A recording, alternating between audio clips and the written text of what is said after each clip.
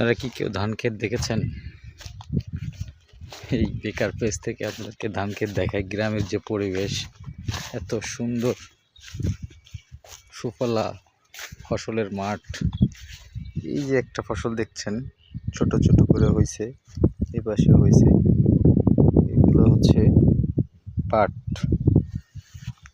মাঠকে মাঠ পাট বোনা হয়েছে। আর এটা হচ্ছে গ্রামের পরিবেশ। এত সুন্দর আবহাওয়া, এত সুন্দর বাতাস, না দেখলে বুঝবেন না যে ধান আসছে ধান খেতে।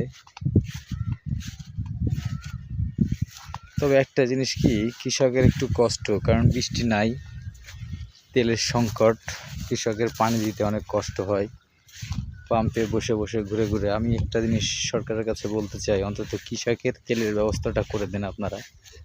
না হলে এই কৃষক এত দূর পর্যন্ত দৌড়ে এসে হাঁপিয়ে যাবে এবং কষ্টের ফসল নিয়ে বাড়ি যেতে গেলে মনের একটা আকাঙ্ক্ষা। এমনিই তো কৃষক সঠিক হিস্যা পায় না, কষ্ট করে কৃষক হয়তো 3 থেকে 4টা সিন্ডিকেটের মাধ্যমে ফসলের দামটা আর পায় না। তো আপনারা এই পরিবেশটা দেখেন, কত সুন্দর ধান আর মৃদু বাতাস, মিষ্টি বাতাস, এত সুন্দর লাগে গ্রামের পরিবেশ। এটা না দেখলে বিশ্বাস করবেন না, এত সুন্দর পরিবেশ ভাবাই যায় না। মনে হয় যেন গ্রামে আজীবন থেকে যাই। শহরের গাড়ি ঘোড়ার গর্জন, ঝনঝনানি, মিল কলকারখানার থেকেও এই যে দেখেন কৃষি একটা মুভমেন্ট, এটা যে কত সুন্দর, কত ভালো, না দেখলে মিস করবেন।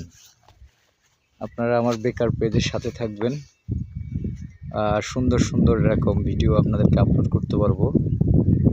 দয়া করে আমাকে সহযোগিতা করবেন, সাবস্ক্রাইব করবেন, অন্যকে দেখার সুযোগ করে দেবেন, আর আমার কথাগুলো আপনারা শেয়ার করে দেবেন।